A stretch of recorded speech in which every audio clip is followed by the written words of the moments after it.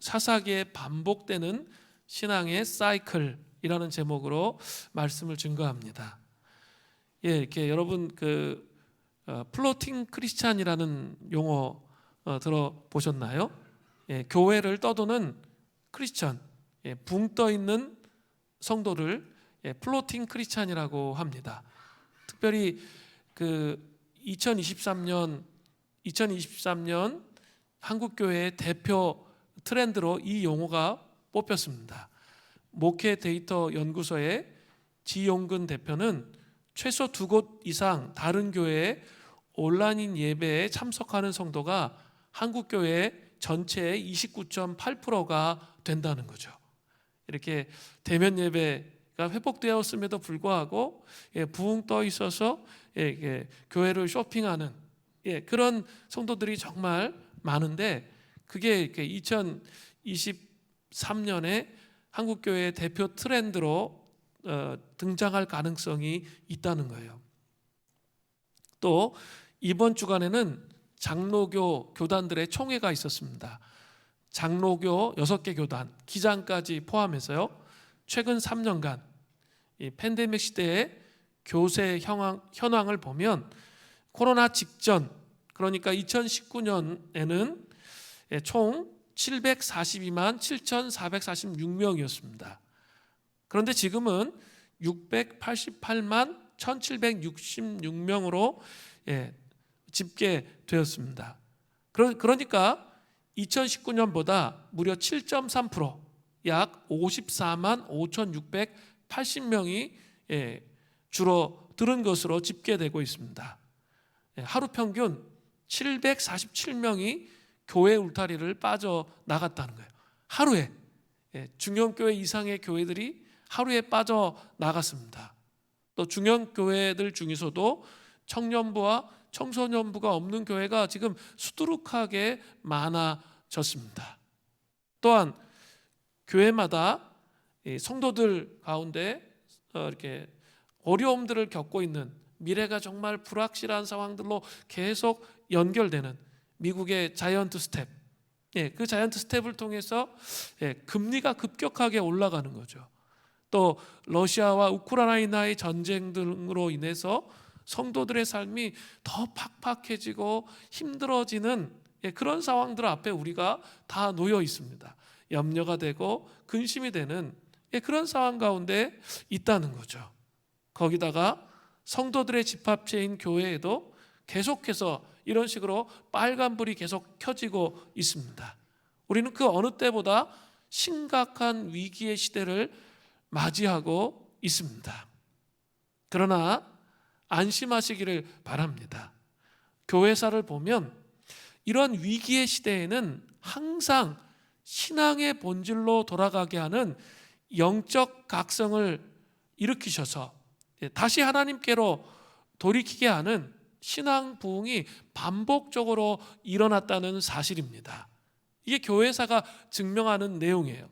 더 이상 교회는 존재하지 않을 것 같고 모든 것이 끝난 것 같은 상황 속에서 하나님은 하나님의 백성들이 하나님께로 전심으로 돌아오게 하시는 그런 위대한 부흥을 일으키셨다는 거죠. 어떻게 보면 교회사는 이러한 신앙의 역사의 반복입니다. 영적 각성을 통해서 백성들이 깨어나고, 또 시간이 지나면서 정신을 못 차리고 향방이 없어지면서 오히려 이렇게 불을 밝혀야 하는 하나님의 백성들이 타락할 때 세상이 정말 깊은 잠을 자고 어두워지는 그 상황들이 반복되었다가 다시 또 깨어나고, 이런 작업을 계속 반복했다는 거죠. 미국의 1차 대각성, 영적 대각성이 있었어요. 그때는 이 조나단 에드워즈를 통해서 일어났는데, 그 당시의 시대적 사조는 계몽주의, 합리주의, 이런 사조 속에서 신앙을 갖는 것은 구시대의 유물과 같다, 그런 식의 이야기들이 팽배했던 시대에 불꽃과 같은 하나님의 사람이 일어나서 영적 각성을 통해 하나님의 백성들이 하나님께로 돌아올 수 있도록 그런 시간을 가졌어요. 또 미국의 제2차 대각성에는 찰스 피니의 부흥운동이 있었어요. 이 부흥 운동을 통해 또 희미해진 하나님의 백성들이 불꽃처럼 다시 또 살아나는 일들이 있었습니다. 1904년에 웨일즈의 부흥 운동, 그죠? 잠자는 영국의 교회를 깨워서 이렇게 다시 한번 선교에 헌신하게 하시는 그런 일들이 있었습니다. 또 영국의 요한 웨슬레의 감리교 이 부흥 운동, 그죠? 다른 나라는 다 전쟁과 혁명을 겪었는데 유일하게 혁명을 겪지 않은 그 시대에 그런 나라가 영국이었어요.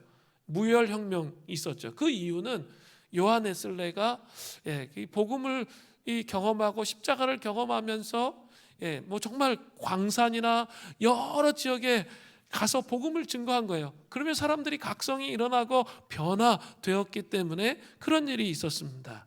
또 1904년부터 시작된 아주사 부흥운동, 이 오순절 교파의 시초죠. 그 오순절 교파의 시초예요. 지금은 전 세계의 그 교파 중에 오순절 교파가 상당히 많이 차지합니다. 그리고 이렇게 하루에 회심하는 인원이 전 세계적으로 볼 때 한 8만 명 정도가 회심하는데 그 중에 6만 명이 오순절 교단의 사람들이에요. 특별히 아프리카와 남미 쪽에서 많은 사람들이 계속적으로 회심하는 그런 부흥운동을 일으켰습니다. 또 제가 이 책으로 봤는데 1995년 휘튼 대학의 부흥운동이 그 대학 안에서 일어났어요. 그래서 그 많은 청년들이 회심하고 변화된 그런 책을 제가 읽은 적이 있습니다. 계속적으로 이게 반복되는 거죠.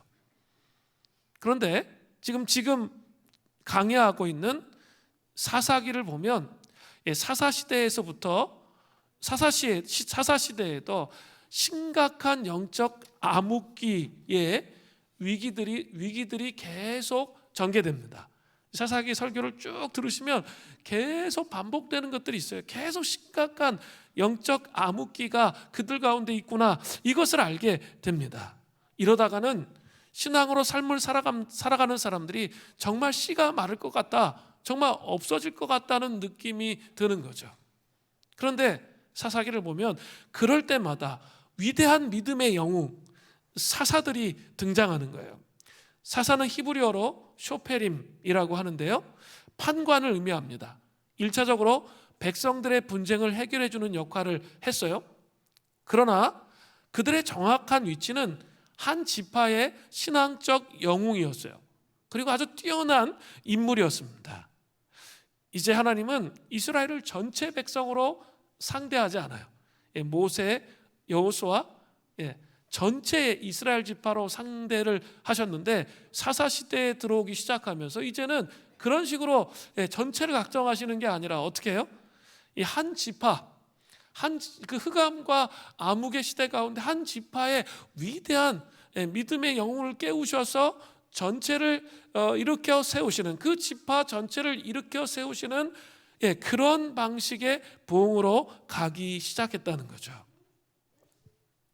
사사기는 무려 300년 동안, 300년이에요. 패턴이 돌아요. 사사기를 잘 이해하려면 요 네 가지 패턴, 오늘 본문에 나오는 네 가지 패턴을 이해하는 게 필요해요. 죄를 지어 이스라엘 백성이, 우상 숭배의 죄를. 그 다음에 그렇게 하니까 하나님께서 어떻게 하세요? 노예가 되게 하세요. 예속되는 거죠. 그러니까 못 살겠다고, 너무 고통스럽다고 이스라엘 백성이 간구해요. 그러면 회개의 부르짖음을 하면 하나님께서 또 그 기도를 들으세요. 그러면서 어떻게 하세요? 구원하세요. 사사를 통해서 구원하시는 이 신앙의 사이클이 무려 16장까지, 17장부터 21장까지는 사사기의 심각한 상황을 배경으로 설명하는 거예요. 그 16장 3선의 이야기까지 무려 7번이나 반복된다는 거예요. 7번씩이나 돌아갑니다. 그러나 놀라운 것은 집요하게 이스라엘 백성들을 포기하지 않으시고 계속해서 신앙의 부흥을 일으키시는 그런 하나님의 모습이 사사기 전체를 통해서 나타난다는 거죠. 이제 오늘 본문으로 들어가서 함께 반복되는 신앙의 사이클, 이게 서론과 같아요. 이 전체 내용에 이 사이클을 살펴보려고 합니다. 먼저 반복되는 신앙의 사이클을 살펴보기 위해서 먼저 살펴야 할 것이 있습니다. 이 고통의 문제입니다. 고통의 문제. 왜 하나님은 우리에게 고통을 허락하실까요? 다른 말로 재예속 간구 구원이죠. 왜 예속되는 상태가 될까요? 그 이유는 우리의 죄 때문입니다. 사사기 2장 20절부터 21절을 보세요.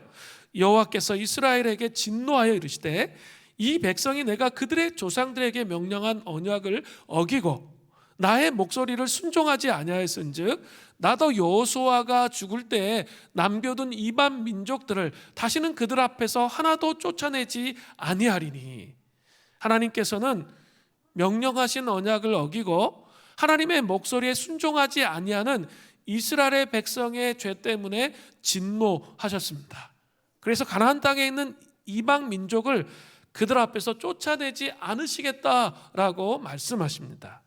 이것은 이스라엘 백성들의 옆구리에 가시와 같은 고통, 이스라엘 백성들이 옆구리에 가시들이 돋아나서 그 가시와 같은 고통 가운데 계속 머무는 그런 삶이 될 것이라 이렇게 말씀하시는 겁니다.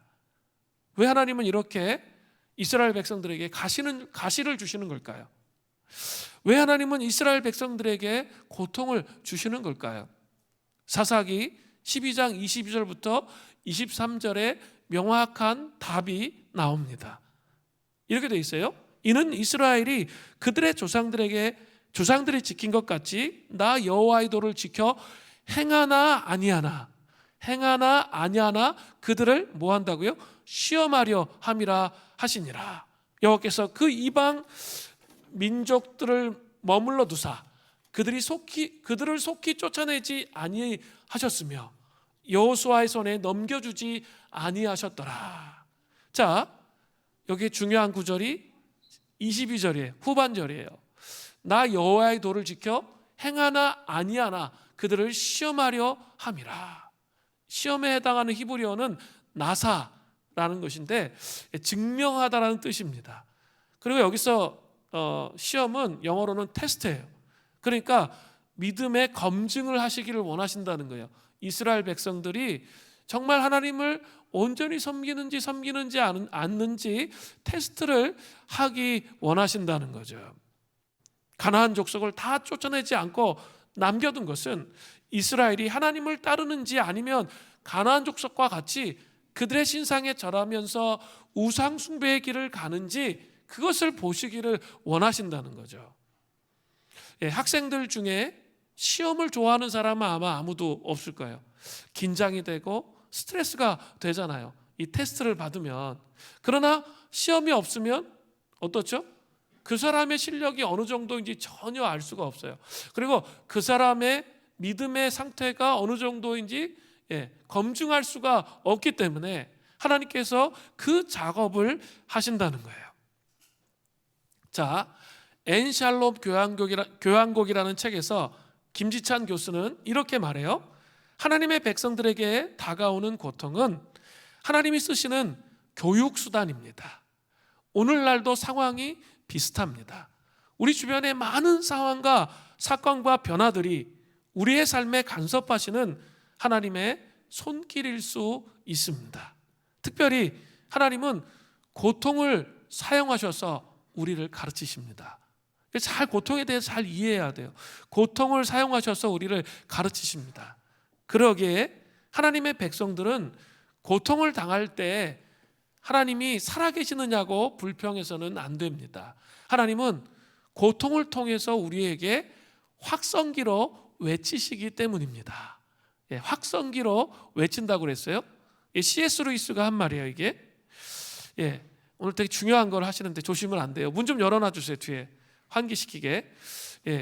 하나님은 우리가 즐거울 때 속삭이시며 우리의 양심에 속원되시지만 즐거울 때 그렇게 하신다는 거예요. 우리가 고통당할 때 그때는 소리를 치십니다. 우리에게 주어진 고통은 귀먹은 세계를 깨우치는 하나님의 확성기입니다. 귀먹은 세계를 깨우치는 이렇게 정신을 못 차리고 방향을 못 잡고 있는 거예요.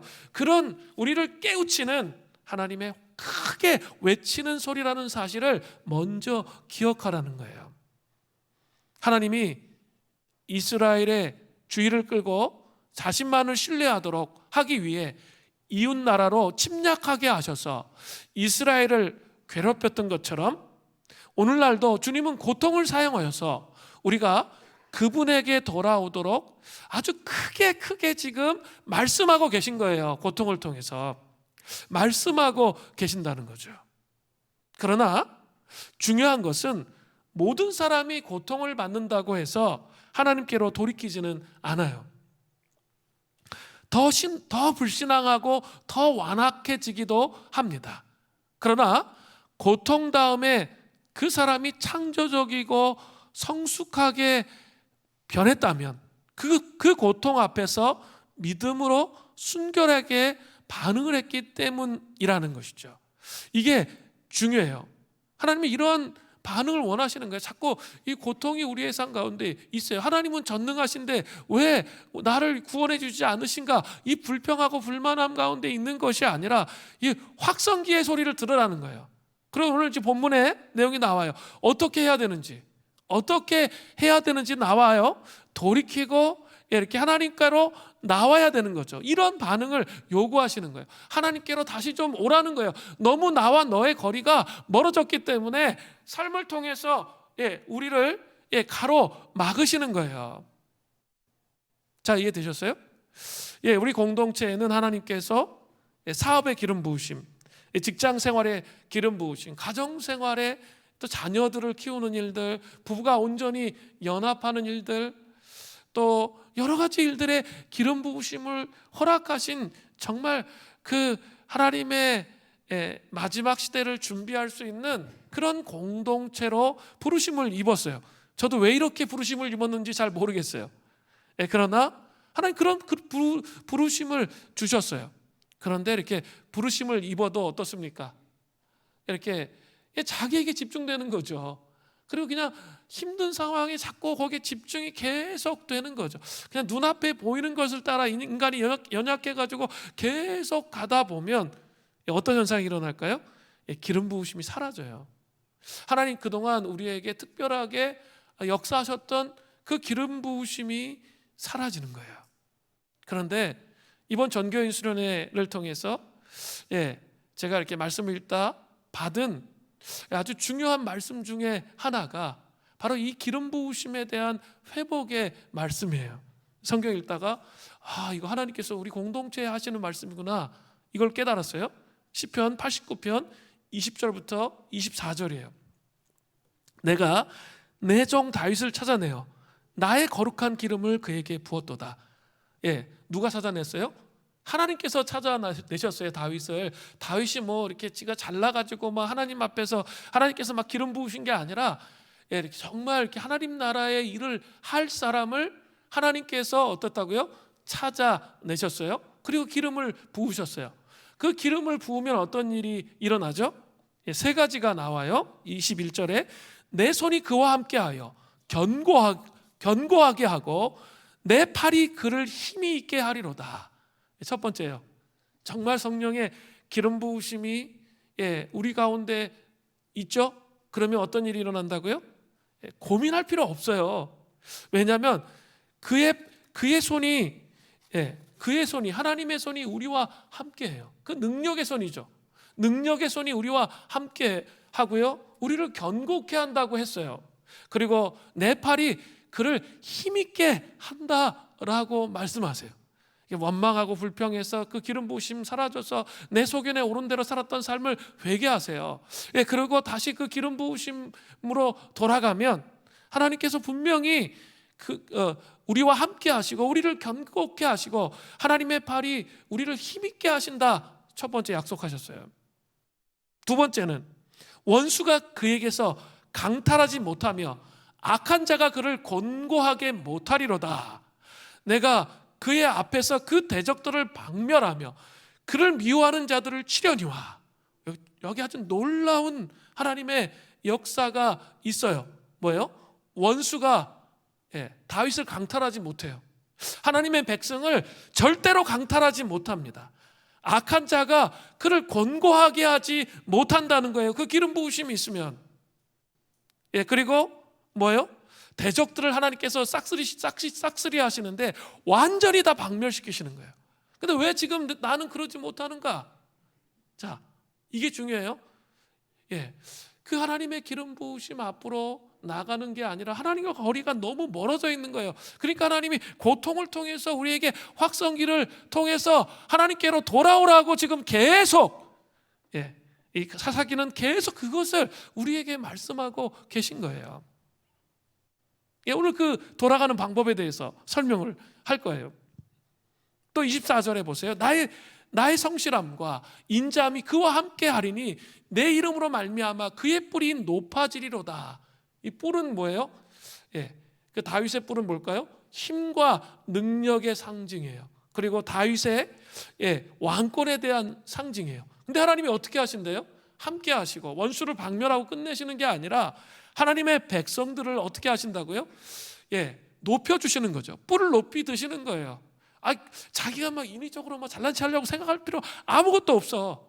정말 중요한 관건은 오늘 정말 하나님을 제대로 믿는다면 반드시 하나님께서 우리를 높여주시는 그런 때가 온다는 거예요. 그게 기름 부으심이에요.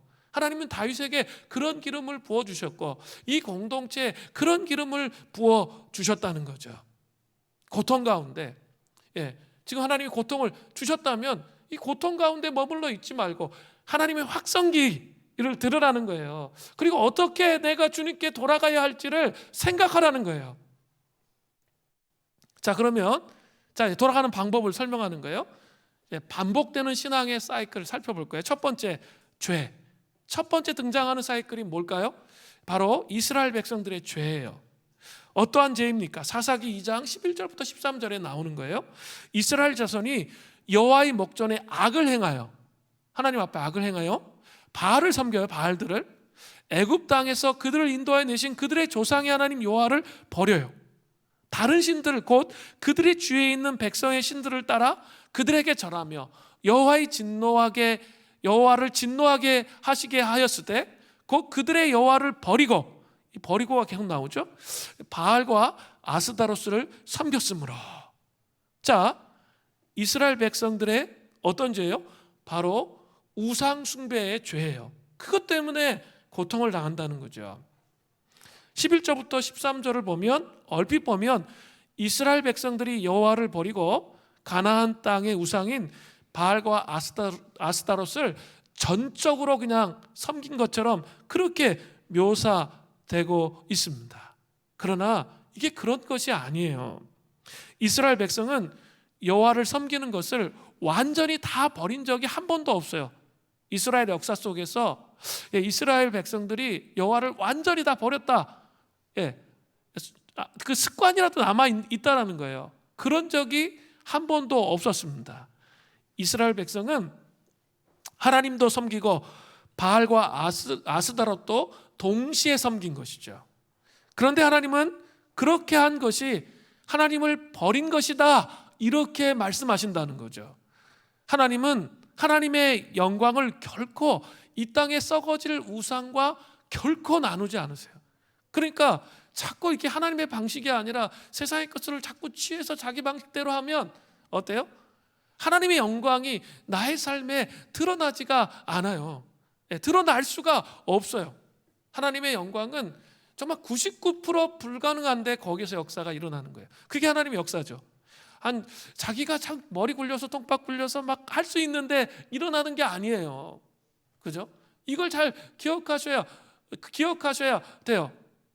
자, 한번 생각해 보세요. 아직도 이스라엘 백성은 이제 사사 시대뿐만 아니라 이 왕정 시대 처음 사울 시대까지 이스라엘 백성들의 문화는 청동기 문화예요. 그래서 전쟁하러 나가면 농기구 이런 거밖에 없어. 그리고 이렇게 사울 왕하고 요나단만 칼이 있는 거예요. 그런데 블레 사람들은 어때요?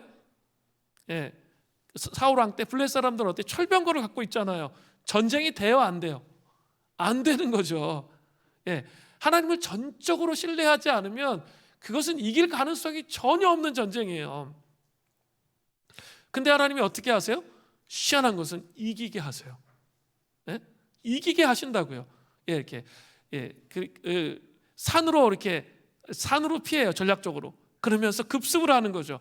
그러면서 이기는 하나님의 전략들을 가지고 이겨나가는 전쟁들을 하게 돼요. 뒤에 보면 이게 어떻게 가능합니까? 그들이 온전히 하나님을 섬길 때만 그것이 가능했던 거예요. 하나님의 뜻으로. 그런데 있죠, 하나님의 영광을 어떻게 해요? 우상과 나누는 거죠. 타협하는 거죠. 그렇게 될 때 문제가 되는 것이죠. 자, 그러면 좀 살펴봐야 돼요. 왜 이스라엘 백성들은 이게 논리적으로 어떻게 보면 합리적으로 맞다라는 생각이 들 정도예요. 왜냐하면 이스라엘 백성들은 왜 하나님을 섬기면서도 바알과 아스다롯을 섬겼을까요? 생각해 봐야 돼요. 이 가나안의 바알 신은 구름과 폭풍의 신이에요. 그리고 아스다롯은 다산과 전쟁의 신이에요. 그리고 두 신은 부부관계예요. 부부관계. 가나안 사람들은 이 두 신이 한 해의 소출과 다산을 결정하는 아주 중요한 일을 한다고 생각했습니다. 이 부부신이 사랑을 많이 하면 할수록 자손의 수와 가축의 소산과 땅의 소출이 많아진다고 그렇게 생각했습니다. 그러니까 이 바알 신전에서는 항상 뭐가 있어요? 바알과 아스타롯 안에 성관계를 맺는 그런 게 있는 거예요. 그러니까 자기들이 풍요로우려면 어때요? 이 신전 안에도 창녀들이 쫙 있었어요. 그래서 신전에서 이렇게 제사 드리는 사람과 성적 관계를 맺으면서 그렇게 해야 풍요가 온다고 이야기했어요. 그러니까 그 이스라엘 백성들이 계속 하나님께서 책망하시는 게 뭐냐면 너희들이 음란하듯 그 이방신을 섬기는 것에 대해서 계속 말씀하시거든요. 그 이유 때문에 그게 음란과 우상 숭배가 같이 연결되어져 있었다는 거죠.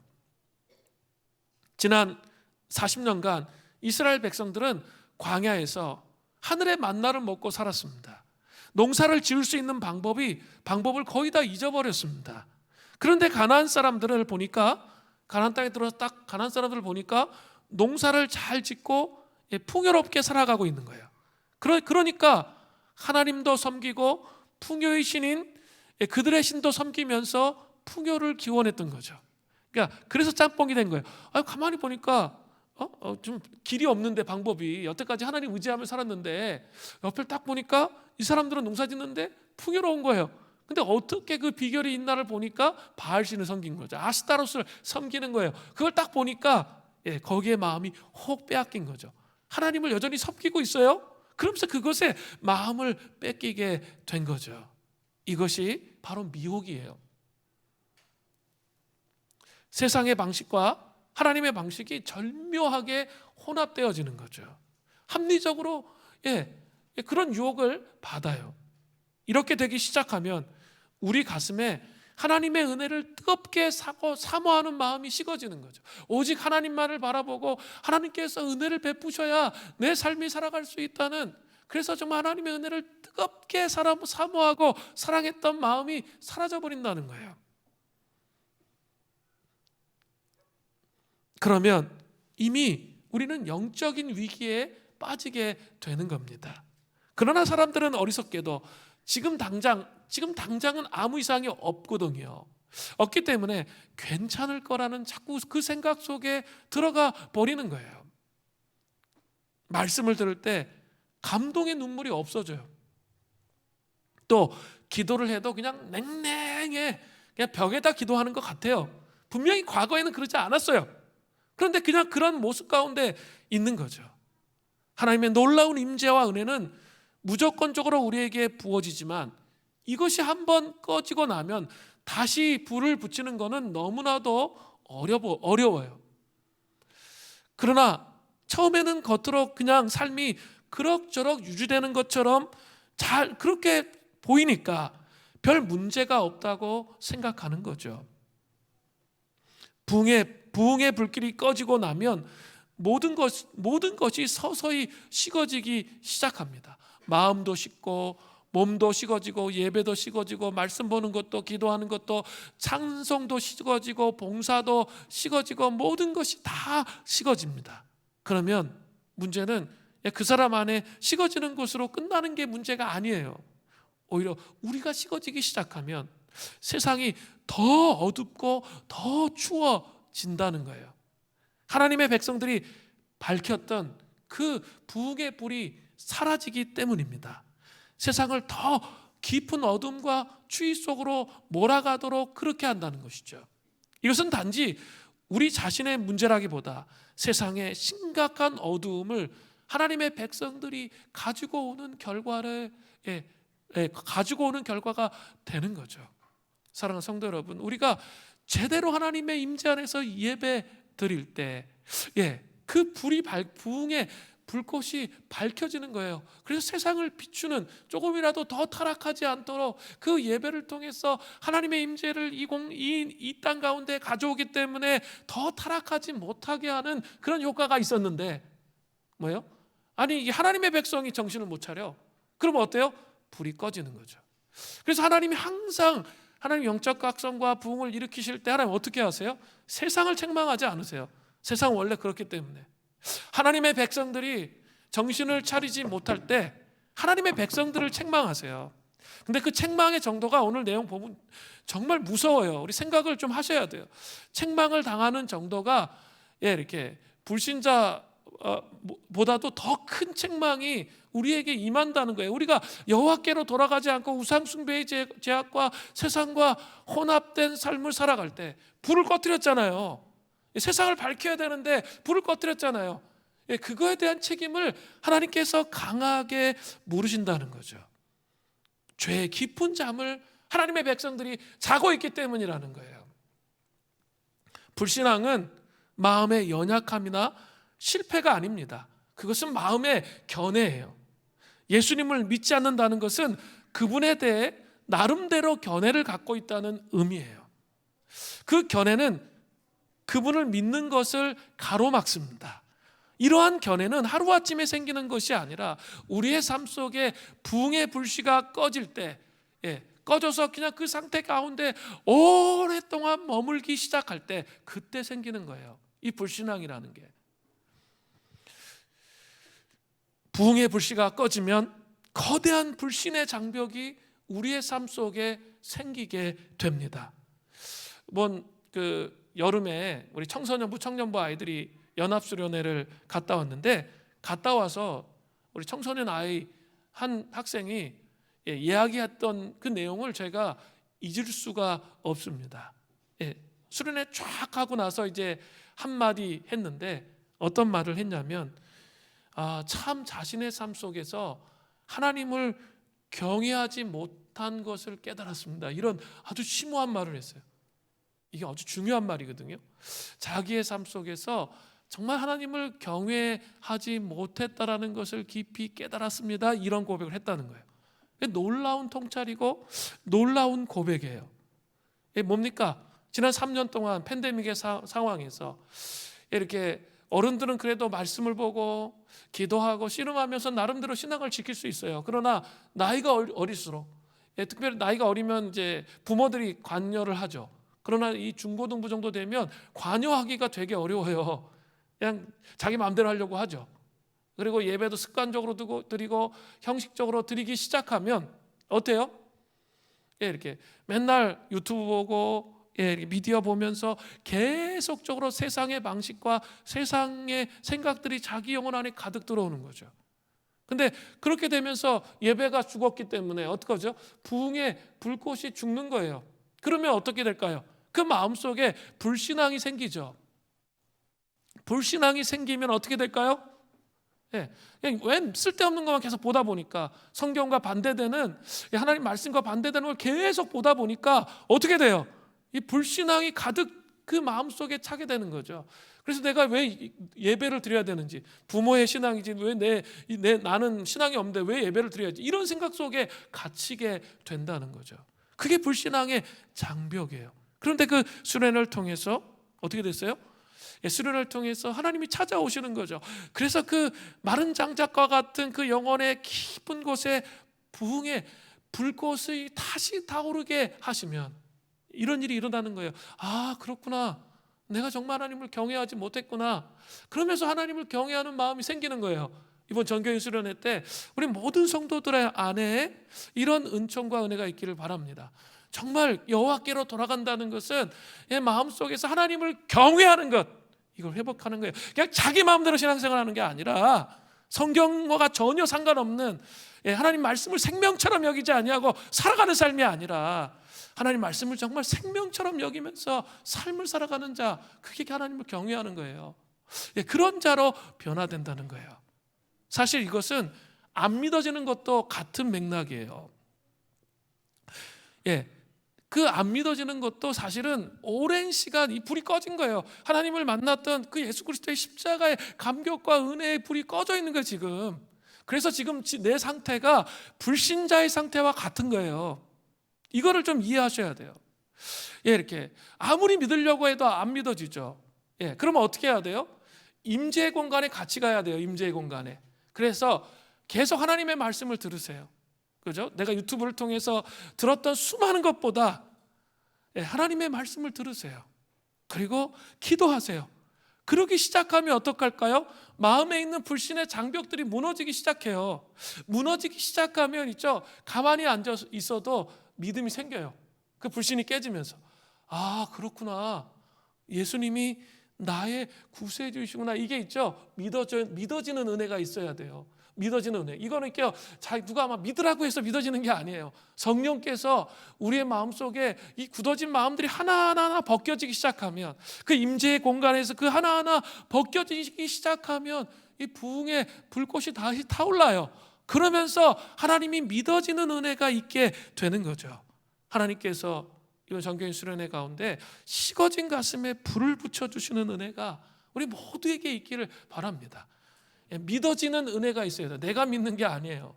하나님께서 믿게 해주시는 은혜가 있어야 돼요. 내 마음속에 있는 불신의 벽들이 무너지고 하나님의 말씀과 기도 앞에 머무를 때 불신의 벽이 무너져서 하나님을 믿어지는 은혜가 있으시는 은혜가 있기를 바랍니다. 하나님을 진짜 경외할 수 있는 은혜가 있기를 바랍니다. 이러한 이스라엘 백성의 죄는 사사시대 내내 계속되었습니다. 사사기 2장 17절을 보세요. 그들이 그 사사들에게도 순종하지 아니하고 오히려 다른 신들을 따라가 음행하며 그들에게 절하고 여호와의 명령을 순종하던 그들의 조상들이 행하던 길에서 속히 치우쳐 떠나서 그와 같이 행하지 아니하였더라. 속히 치우쳐 떠났다는 거예요. 속히 치우쳐 배반했다는 거예요, 하나님을. 이스라엘 백성은 계속 그렇게 살았다는 거예요. 그 죄에 심각한 우상 숭배의 삶을 살았다는 거죠. 그러면 반드시 그 다음에 다가오는 게 있어요. 이스라엘 백성도 그걸 경험한 거예요. 그게 뭡니까? 예속입니다. 예속의 상태를 잘 보여주는 게 사사기 2장 14절부터 15절이에요. 노예의 상태, 이걸 잘 보여주는 게 14절부터 15절인데 제가 읽어볼게요. 여호와께서 이스라엘에게 진노하사 노략하는 자의 손에 넘겨주사 그들이 노략을 당하게 하시며 또 주위에 있는 모든 대적의 손에 팔아 넘기심에 그들이 다시는 대적을 당하지 못하였으며 15절 그들이 어디로 가든지 여호와의 손이 그들에게 재앙을 내리시고 곧 여호와께서 말씀하신 것과 같이 여호와께서 그들에게 맹세하신 것과 같아서 그들의 괴로움이 심하였더라. 제가 두 가지 나타난다고 그랬죠. 예속이, 노예 상태가 두 가지로 나타나요. 그 우상 숭배의 죄로 인해서 첫 번째는 뭐예요? 14절이에요. 노략하는 자의 손에 넘겨주사 노략을 당하게 하셨어요. 완전히 그냥 내면이 완전 노략하는 자에게 넘겨져 가지고 초토화되는 거죠. 초토화. 그리고 또 14절에 보세요. 주위에 있는 모든 대적의 손에 팔아 넘기심에 대적자들의 손에 팔아 넘겼어요. 원수 마귀에게 팔아 넘겨지게 된 거죠. 이 중독이 그렇잖아요. 그 안 하면 막 견딜 수 없는 마음이 있지만 그 중독의 증상이 끝나고 나서 그 완전히 그 중독에 속박돼 가지고 어때요? 공허하고 한숨 짓고 눈물을 흘리는 그런 삶이 되잖아요. 근데도 그걸 끊을 수가 없어. 그 속박에 계속 들어가잖아요. 중독에 걸리면 그렇게 돼요. 정말 무서워요. 이 죄의 속박도 마찬가지예요. 그리고 이 원수 마귀에 의해서 그 주변에 완전히 자기 노예 상태로 자기를 내어주게 된다는 거예요. 또 실제적으로 대적들이 우리를 완전히 노예 상태로 끌어가는 그런 상태가 된다는 거예요. 두 번째는 더 충격적인데 15절에 그들이 어디로 가든지 여호와의 손이 그들에게 재앙을 내리십니다. 여호와의 손이 하나님의 백성을 돕는, 아까는 어때요? 기름 부으심이 오면 어떻게 해요? 권능의 손이 되잖아요. 새 힘을 얻게 되고 피곤치 않고 견고하게 되고 담대하게 됐는데 지금 어때요? 여호와의 손이 권능의 손이 아니라 하나님의 백성에게 재앙을 내리는 무서운 손이 되었다는 거예요. 그래서 하나님의 백성들이 괴로움이 매우 심하게 되었다는 거예요. 참으로 놀라운 것은 여호와의 손이 우리에게 재앙을 내리신다는 거예요. 충격을 먹어야 되는데, 하나님의 백성들이 우상 숭배하며 삶을 살아가는 거죠. 하나님이 아닌 다른 것으로 가득 채워서 삶을 살아가면 그 하나님이 기름 부어 주셔서 우리를 형통케 하셨는데 그걸 걷어가시는 거예요. 그리고 어떻게 하신다고요? 여호와의 손이 우리에게 재앙을 내리신다고 말씀하세요. 여호와의 손이 우리에게 재앙을 내리면 어떡하죠? 엎어져도 코가 깨져요. 뒤로 자빠져도 코가 깨진다고요. 그러니까 꼭 뭐 수많은 경우의 수가 있는데 꼭 그런 일이, 재수 없는 그런 일이 하나 요렇게 살짝 했는데 이게 완전히 확대돼 가지고 그 어려움을 겪게 만드신다는 거죠. 그래서 어떻게 해요? 모든 길이 가로막혀요. 그리고 하늘을 바라보면서 한숨만 푹 pu시는 거죠. 그러면서 계속 원망하고 불평하는 거예요. 그런 상태, 하나님 전능하시다며 하면서 냉소하는 거죠. 근데 왜 그런지를 살펴야 되는데 살피지 않는 거죠. 이것은 하나님께서 말씀하신 것과 맹세하신 것과 같아요. 우상 숭배한 하나님의 백성들에게 다가오는, 성경에 나오는 아주 필연적인 고통이에요. 신명기 28장에 보면 축복의 목록과 저주의 목록이 나와요. 근데 28장 1절부터 14절까지는 뭐예요? 축복의 목록이에요. 근데 여러분, 성경을 잘 읽으셔야, 다 읽으셔야 돼요. 뒤에 3배 가까운 내용은 뭐예요? 저주 목록이에요. 하나님의 말씀을 제대로 지키지 않았을 때 어떤 일이 일어나는지에 대한 게 나온다는 거죠. 거의 정말 충격적인 얘기들이 정말 많이 나와요. 신명기 28장 25절을 보세요. 여호와께서 내 적군 앞에서 너를 패하게 하시리라. 여호와께서 패하게 하시는 거예요. 내가 그들을 치러 한 길로 나가서 그들 앞에서 7길로 도망할 것이며 또 땅의 모든 나라 중에 흩어지고. 한 길로 이제 나간 거예요. 우리가 병력이 훨씬 더 많아, 이길 수 있어. 한 길로 나갔는데 어떻게 돼요? 뜻밖의 패배를 당하는 거죠. 7길로 다 도망가 버리는 거죠. 그런 일들이 일어나도록 한다는 거죠. 그런 일이 일어나게 된다는 거예요. 2차 세계대전 때 초창기에 이 덩케르크 철수작전, 제가 이렇게 세계사 TV에서 하는 걸, TVN에서 하는 걸 봤는데, 이렇게 30몇만이 그 덩케르크에서 영국으로 철수했기 때문에 2차 대전에서 전세가 나중에 역전되게 돼요. 그런데 희한한 거는 완전히 나치가 이게 완전히 몰아붙여서 이길 수 있었는데 그 히틀러가 3일 동안 진격 명령을 내리지를 않았어요. 그래서 그게 미스테리예요. 그래서 여러 학설들이 있어요. 여러 학설들, 왜 그렇게 했는지 아무도 몰라. 왜 그런 일이 일어나는 거죠? 완전히 이길 수 있는데 못 이기는 거죠. 그런 일들을 하나님께서 행하신다는 거죠. 또 신명기 28장 30절부터 34절에 보면 정말 이렇게 적나라하게 나와요. 내가 여자와 약혼하였으나 다른 사람이 그 여자와 같이 동참해요. 완전 미치는 일이죠, 그죠? 또 집을 건축했는데 내가 정말 뼈 빠지게 힘들게 일해가지고 집을 건축했어요. 근데 거기에 거주하지 못하는 거예요. 딴 사람 좋은 일 시켰어. 또 포도원을 심었으나 내가 그 열매를 따지 못해요. 또 내 소를 내 목전에서 잡았어요. 그럼 내가 먹어야 되잖아요. 내가 먹지 못할 것이라는 거예요. 내 나귀를 내 목전에서 빼앗겼어, 다른 사람한테. 그래도 억울하게 빼앗겼는데도 도로 찾지 못한다는 거예요. 내 양을 원수에게 빼앗길 것이나 너를 도와줄 자가 없을 거라는 거예요. 정말 억울하게 뺏긴 거죠, 원수에게. 근데 너 도와주지를 않는다는 거예요. 내 자녀를 다른 민족에게 빼앗기고 종일 생각하고 찾음으로 눈이 피곤해졌어요. 너무 이 막 전전긍긍 자녀 때문에 힘들어가지고 전전긍긍하고 피곤한데 내 손에 힘이 없을 거라는 거예요. 그래서 아까는 힘을 주시는 거죠, 하나님의 손이. 근데 지금 뭐예요? 힘이 없어요. 또 내 토지 소산과 내 수고로 얻은 것을 내가 알지 못하는 민족이 먹겠고 너는 항상 압제와 학대를 받을 뿐이니 이러므로 내 눈이 보이는 일로 말미암아 내가 미치리라. 정말 얄궂어요. 하나님 뭐라고 얘기하세요? 너 미쳐버릴 거라는 거예요. 완전 너 미쳐버린다는 거예요.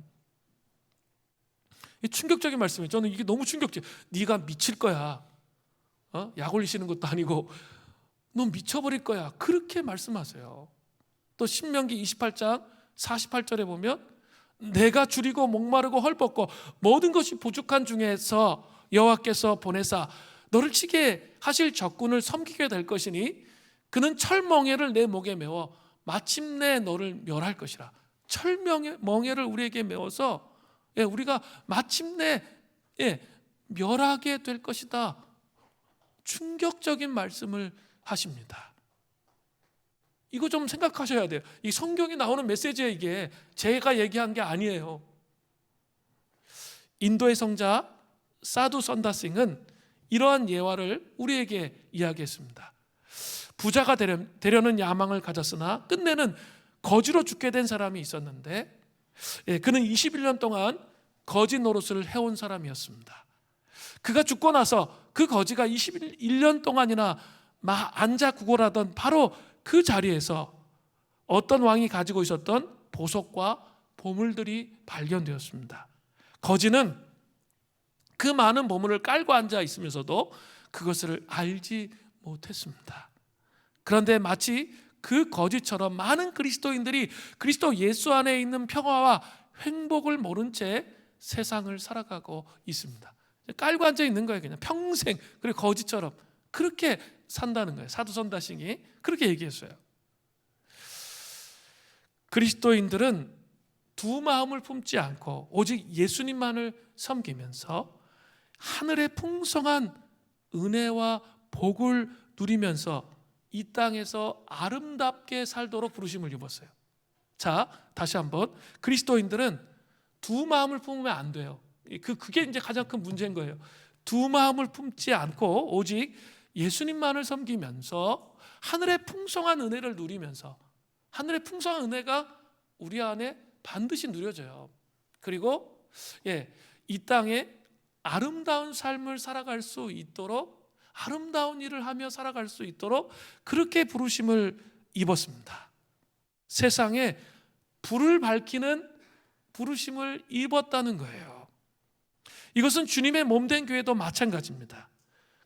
그러나 반대로 심각한 불순종, 우상 숭배로 인해서 세상과 타협하는 삶을 통해서 오히려 이 땅의 어둠이 깊어지게 하고 절망을 하게 하는 교회와 그리스도인이 될 수 있다는 사실을 명심해야 돼요. 그렇게 되면 하나님은 어떻게 해요? 하나님의 교회를 더 먼저 심판하세요. 우리 한국교회 그걸 지금 겪고 있잖아요. 복음의 본질 안에 정말 하나님을 비춰내는 빛이 아닌 욕심과 세상의 가치와 기준을 교회 안에 다 가져다 들여다 놓은 거죠. 그러니까 어때요? 지금 어떤 현상이 일어났어요? 세상의 지탄의 대상이 되는 그런 모습을 보죠. 그냥 세상 사람들이 그냥 지탄하는 것이라고 생각하세요? 아니에요. 하나님의 허락이 없으면 그 일은 일어나지 않습니다.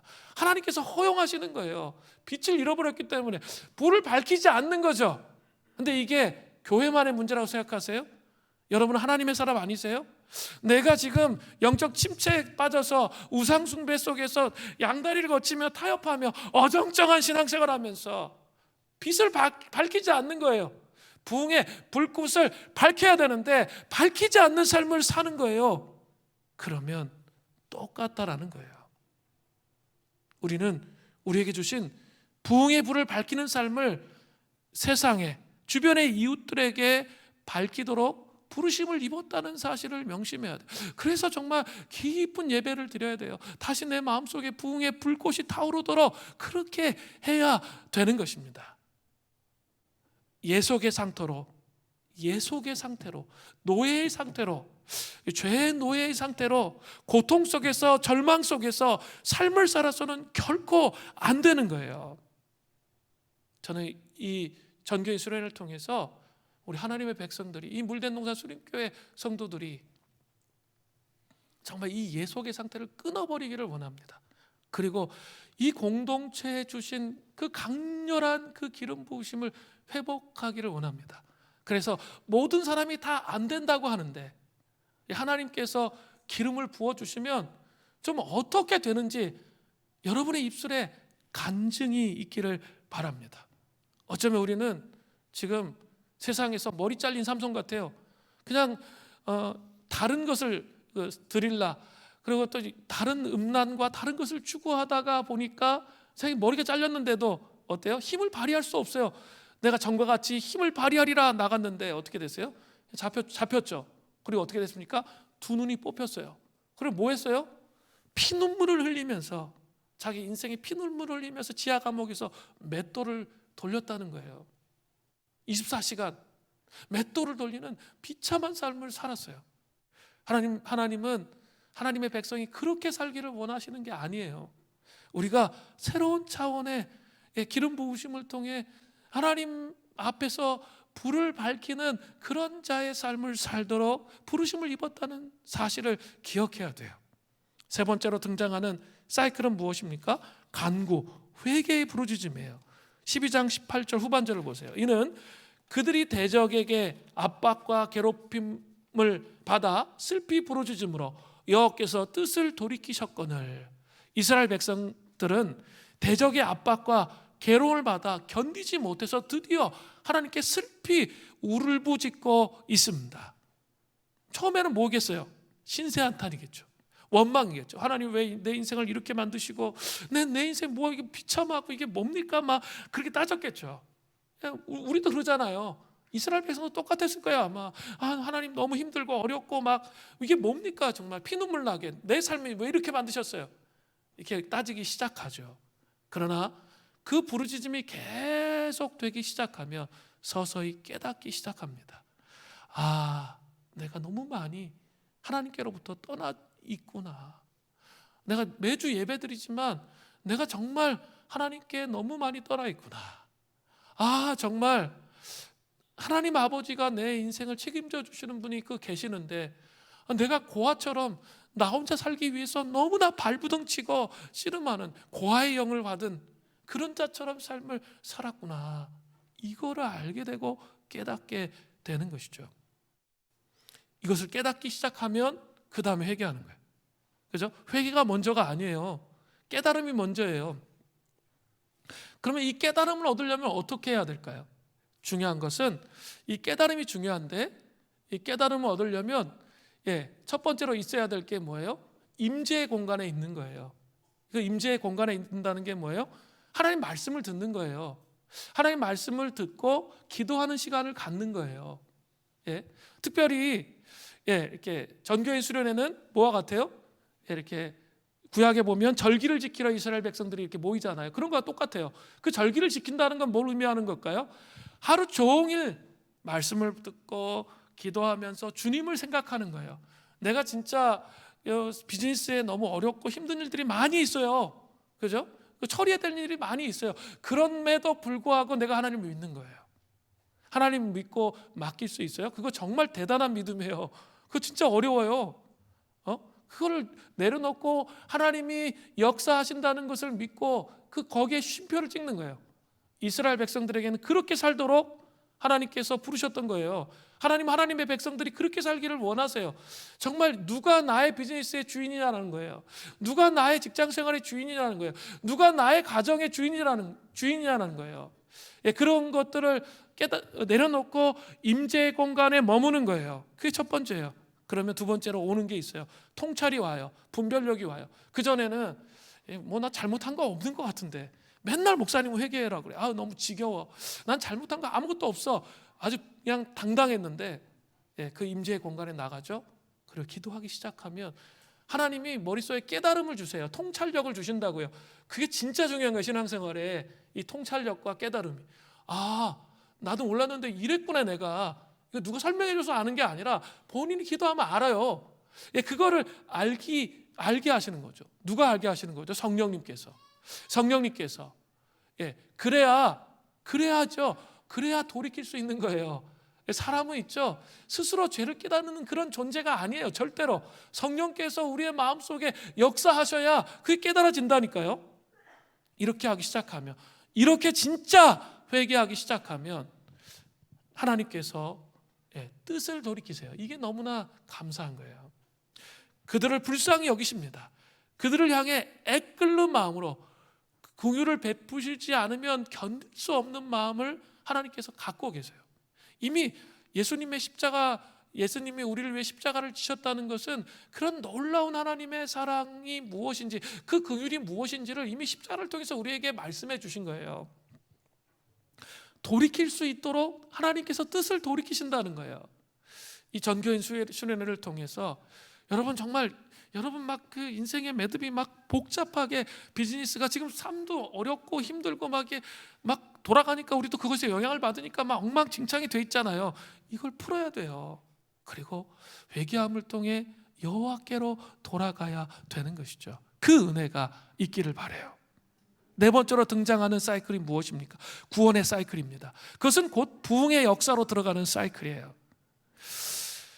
바로 사사를 보내시는 사이클입니다. 믿음의 영웅을 보내주셔서 다시 부흥으로 나아가는 사이클이 등장하는 거죠. 사사기 2장 16절을 보십시오. 여호와께서 사사들을 세우사 노략자의 손에서 그들을 구원하셨으니, 그들을 구원하시는 거예요. 노략자들의 손에서. 또 18절 전반절, 여호와께서 그들을 위하여 사사들을 세우실 때 그 사사와 함께 하셨고, 하나님 그 사사와 함께 하세요. 그리고 그 사사가 사는 날 동안에 여호와께서 그들을 어떻게 하세요? 대적의 손에서 구원하시는 거죠. 우상 숭배의 죄 가운데 예속되어 있어서 부르짖어 회개하며 하나님께로 돌이킬 때 놀라운 구원의 역사를 일으켜 주시는 거예요. 우리의 삶의 인생의 매듭들이 정말 풀어지는 거예요. 하나님의 전략이 우리한테 온다니까요. 비즈니스 하세요? 여러분 정말 이게 진짜 중요해요. 하나님의 전략. 그건 실패하지 않아요. 하나님이 주시는 그 전략이 있어요. 제가 목회할 때 그런 전략으로 하는 거거든요. 하나님 주시는 통찰로 기도하고 말씀 왜 읽어요? 제가 그 하나님의 통찰을 받아서 이 교회를 하나님의 방식으로 이끌기를 원하기 때문에요. 그렇게 해서 하는 거거든요. 제가 어제 리더 훈련 때도 이게 전교인 수련회 프로그램 짜는 거 제 마음대로 안 짰어요. 한 20일 동안 기다렸어요. 하나님께서 어떻게 하시는지. 그래서 그거 배치한 거예요. 제가 어제 말씀을 드렸어요. 리더들한테. 그 전략이 온다니까요. 제 전략이 아니라 하나님의 전략이 와요. 비즈니스 할 때, 직장 생활에 분명히 그게 있어요. 그렇게 될 때 깜짝 놀랐네.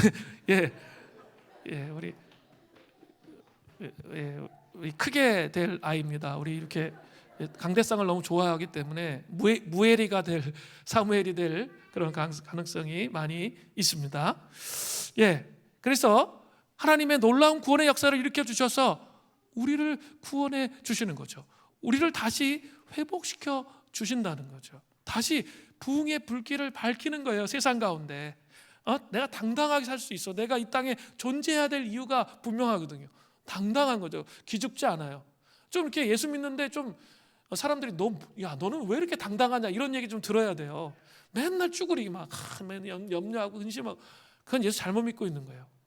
진짜 하나님이 책임져 주세요. 그 믿음이 있어야 돼요. 그 믿음을 갖고 직장에서 당당하게 살면 있죠. 사람들이 이렇게 나에게 이렇게 다가오게 돼 있어요. 내 밑으로 굴복되게 돼 있어요. 그러면서 직장 생활을 탁월하게 할 수 있게 되는 거예요. 당당해야 되거든요. 우리는 근거가 있잖아요. 우리 하나님의 자녀예요.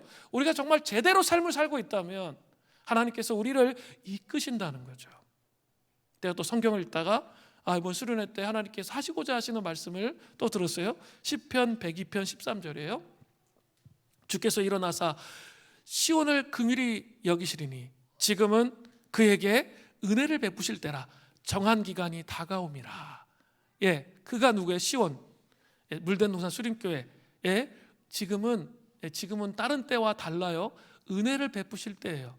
정한 기간이 이 수련회를 통해서 다가오고 있어요. 여러분 아셔야 돼요. 제가 이렇게 지금 이게 되게 흥분하고 있는 거는 목요일 날 우리 탈북민 교회 가서 우리 김영호 전도사님 파송하고 전달식 했는데요. 또 월요일 날 원주 가서 또 제가 또 부부를 만나고 같이 이렇게 할 거고 뭐 이래요. 그래서 우리 교육자들하고 같이 교제하고 우리 자매 교회로 이렇게 들어오도록 이렇게 좀 그 과정을 지금 쭉 밟고 있는데요. 그러면서 대화하면서 정말 많은 은혜를 받았어요. 정말 많은 도전을 받았어요. 그리고 뭘 정리했냐면 내가 정말 개척교회 초기에 왜 하나님께서 이렇게 하시는지 잘 이해가 되지 않았던 그런 것들이 많았거든요. 그걸 때로는 너무 답답하고 나도 답답한데 성도들은 얼마나 답답하겠어요. 왜 하나님 이렇게 천천히 느리게 뭐 이렇게 왜 가시는지 잘 이해가 안 됐어요. 그리고 또 정말 교회에 심각한 문제가 있을 때 하나님이 저에게 그때 하나님 나라의 비전을 명확하게 주셨거든요. 그걸 받은 다음부터 이제 패대기를 쳐줬거든요. 그래서 연단을 교회가 받은 거예요. 왜 하나님께서 이런 고통과 이런 여러 과정을 가게 하셨는지 다 이해하지 못했어요. 그런데 최근에 이제 북한 선교사역, 현지인 선교사역의 트렌드, 지금까지 했던 내용을 연합하면서 정리가 막 되면서 하나님께서 왜 이렇게 일하시는지 이해가 되는 거예요. 하나님 나라를 하나님 나라의 불을 이 마지막 시대에 밝히기를 원하시는 주님의 마음, 이 교회를 통해서 밝히시기를 원하시는 그 마음이 너무나 깊이 이해됐어요. 사실 그런 내용을 사실은 주일 예배 그리고 월요일 날 이렇게 배치했어요. 그렇기 때문에 프로그램에 배치를 한 거예요. 전략적으로 하나님 주신 그 전략과 그 하나님 인도하심이 있었기 때문에 그렇게 배치를 한 거예요. 그래서 정말 이 교회 공동체가 어떻게 갈 것인지 나누는 거예요. 그러면 어떻게 하셔야 돼요? 그게 저 혼자의 비전이면 아무 소용이 없어요. 그죠? 저는 이렇게 축구장의 감독과 같은 사람, 코치와 같은 사람이에요. 뛰는 사람은 누구예요? 삶을 사는 사람들은 여러분들이에요. 여러분들이 그 비전을 사서 실제적으로 적용하면서 어떻게 해야 돼요? 하나님 나라의 비전이 진짜 이루어지는지 안 이루어지는지 저에게 가르쳐 주세요. 그리고 간증해 주세요. 그렇게 하셔야 되거든요. 그러면 그러려면 어떻게 해야 돼요? 교회 수련회 가서 얘기할 텐데 그 하나님 나라의 이 15년 동안 하나님께서 우리에게 주셨던 그 비전의 그림이 명확해야 돼요. 그리고 그것을 자기 것으로 사야 돼요. 자기 것으로 사서 여러분이 하나님 나라를 세워가는 삶을 살아야 한다는 거죠. 이제 북한 선교 사역이 사실은 남한에서 지금 그동안은 거의 실패였어요. 거의 왜냐하면 거의 이렇게 물량 선교, 이렇게 구제 중심의 선교였거든요. 그게 아니라 지금 새로운 패러다임에 하나님께서 원하시는 현지인의 개념을 가지고 이 패러다임의 북한 선교의 문이 열려가고 있습니다. 그래서 서로 막 흥분해가지고 막 어쩔 줄을 몰라 해서 같이 너무 감동이 돼서 하나님 어떻게 이런 일을 우리에게 시키시는가? 저는 그거 생각할 때 너무나 감동이 돼요. 그거는 가서 나누기로 하고 그렇게 하나님이 우리를 이끌어가기를 원하신다는 거예요. 그 구원의 놀라운 역사, 부흥의 불길이 우리의 마음속에 활활 타올라서 세상에 비추기를 원하시는 거예요. 자, 이제 마지막으로 죄 예속 간구 구원의 사이클은 사사기 300년 동안 7번이 돌아요. 그런데 그 타락의 강도가 점점 더 강해져요. 사사기 2장 19절에 보세요. 그 사사가 죽은 후에 그들이 돌이켜 그들의 조상들보다 더욱 타락하여 다른 신들을 따라 섬기며 그들에게 절하고 그들의 행위와 패역한 길을 그치지 아니하였으므로 그들은 더욱 타락해서 다른 신들을 따라 섬기며 그들에게 절했습니다. 그들의 행위와 패역한 길을 그치지 아니했습니다. 죄된 본성을 가지고 있는 하나님의 백성들이 부흥의 불길이 타온다 해도 다시 부흥의 불씨를 얼마든지 사그러지게 할 수 있다는 것을 보여주는 거예요. 분명히 우리에게 기름 부으심을 주셨지만 내가 정신을 차리지 않으면 그 기름 부으심을 사그러뜨리게 할 수 있다는 것을 보여줍니다. 그렇다면 중요한 게 뭘까요? 전교인 수련의 이유가 중요하죠. 어떻게 해야 돼요? 받은 은혜를 소중히 간직하고 불씨가 사그러지지 않도록 혼자 있지 않고 함께 장작에 불씨가 타오르도록 공동체와 함께 하나님 나라의 가치와 비전을 끊임없이 이야기하면서 소망이 사그러지지 않도록 해야 그 기름 부으심이 계속 흘러간다는 거죠. 공동체의 비전을 나의 비전으로 지금 연결시키라고 제가 말씀드렸습니다. 그리고 또 있어요. 해야 될 일이 혼자 있을 때 말씀과 기도의 장작들을 준비해야죠. 불이 타도록 장작들이 준비되어야죠. 장작이 없는데 어떻게 불타올라요? 그리고 마음의 중심으로부터 하나님을 경외하는 이 세속의 가치를 깨뜨리고 하나님을 경외하는 부단한 싸움을 예수 그리스도의 십자가의 보혈을 의지하셔서 계속할 수 있어야 됩니다. 그렇게 될 때 사사기의 사이클이 반복되지 않고 졸업할 수 있게 되는 것입니다. 부흥의 불이 계속 타오르는 교회가 될 수 있습니다. 우리 성막에 나오는 메노라 촛대 아시죠? 거기 계속 촛대에 불이 타올라야 돼요. 근데 어떻게 불이 타올라오죠?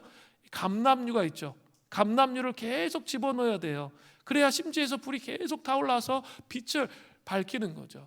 이 촛대는, 이 감람류는 성령의 기름 부으심을 의미하는 거예요. 그러니까 우리의 삶에 계속적으로 우리에게 주신 그 기름 부으심이 타오르도록 계속적으로 그것을 유지해 가도록 씨름하고 노력하고 몸부림칠 때 하나님께서 우리를 통해서 이루고자 하시는 그 일을 하신다는 거죠. 이제는 가치와 기준을 바꾸셔야 돼요. 쪼잔하게 막 제발 그러지 마세요. 정말 쪼잔하게 막 자기 먹고 살 거 막 이렇게 생각하면 있죠. 절대 그런 비전 가질 수 없습니다. 정말 근데 하나님께서 이제는 하시는 것을 보여주실 거예요. 그리고 여러분의 입술로 간증하시는 그런 은혜가 있기를 바랍니다. 자, 오늘 설교 이제 마치고 올라오시고요.